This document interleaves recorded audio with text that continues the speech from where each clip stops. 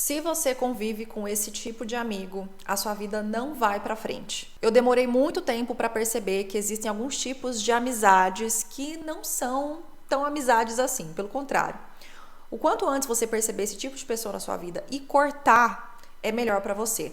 E antes que as pessoas falem, mas hoje em dia banalizou muito a amizade, hoje em dia é muito mimimi, você não aguenta nada, a pessoa não pode falar nada que você já quer cortar.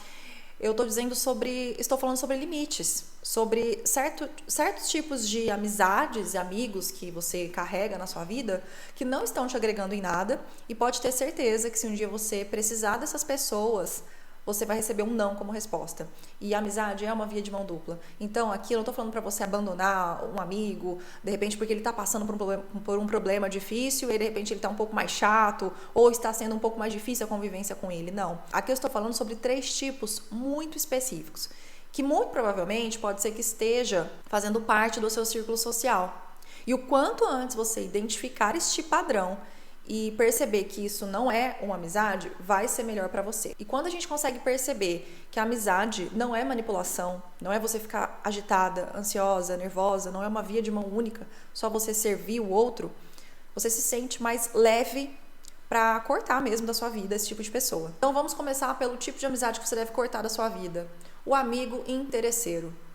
Esse tipo de amizade, você vai perceber que só vai te procurar quando precisa de alguma coisa. Eu tive uma amizade interesseira, e não é porque eu era rica, porque eu tinha dinheiro, porque eu pagava as coisas para ela, não. Pelo contrário, é porque eu era boba, porque eu me doava muito, e aí essa pessoa montou em cima de mim, e eu acabei confundindo amizade, lealdade com ser uma tonta, uma boazinha ali que a pessoa está montada em cima de você. Então o que acontece? Esse tipo de amizade vai te ligar no momento que você não pode atender, mas você vai fazer de tudo para atender essa pessoa e perguntar o que ela está precisando.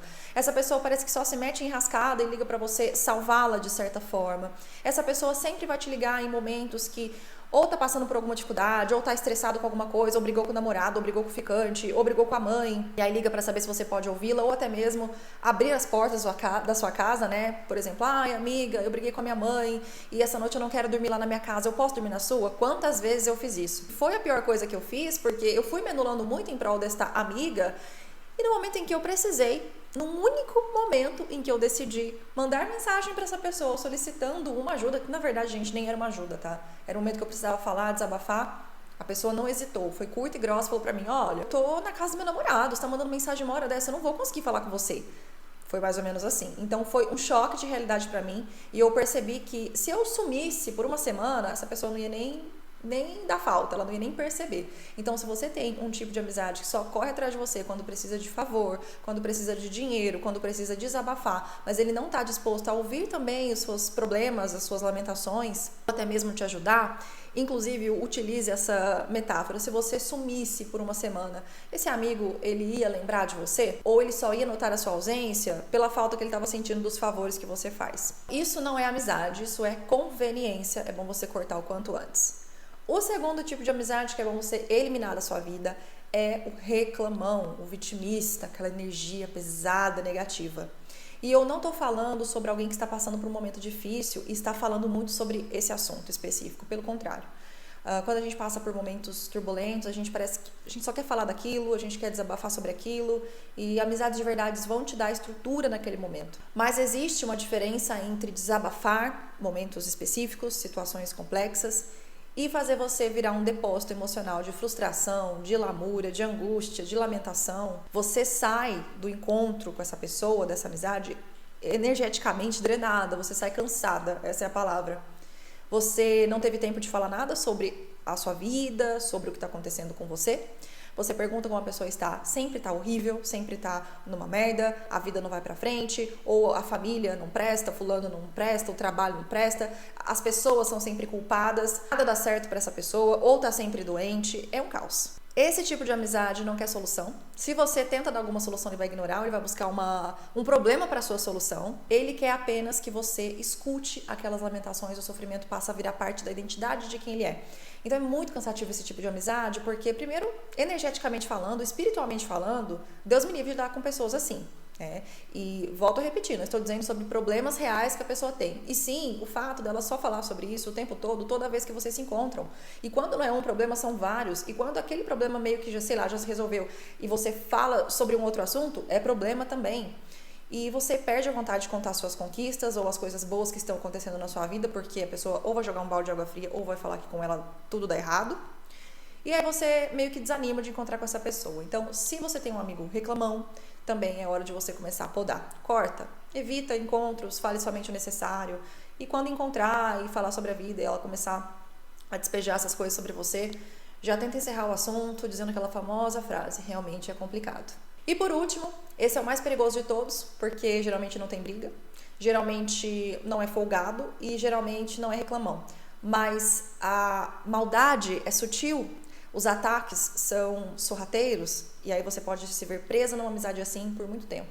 É o amigo passivo-agressivo, aquela amizade que você está sempre junto, mas de qualquer forma ela tenta te desmerecer em qualquer situação, ou em qualquer conquista, ou em qualquer área da sua vida.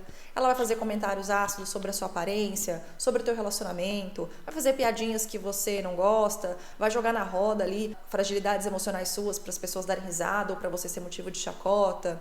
E se você de repente se posiciona ou fala algo, ou é mais firme com esse tipo de amizade, ela vai dizer o seguinte: você é muito dramática. Mas eu só tô brincando com você. Ela vai usar o humor como escudo.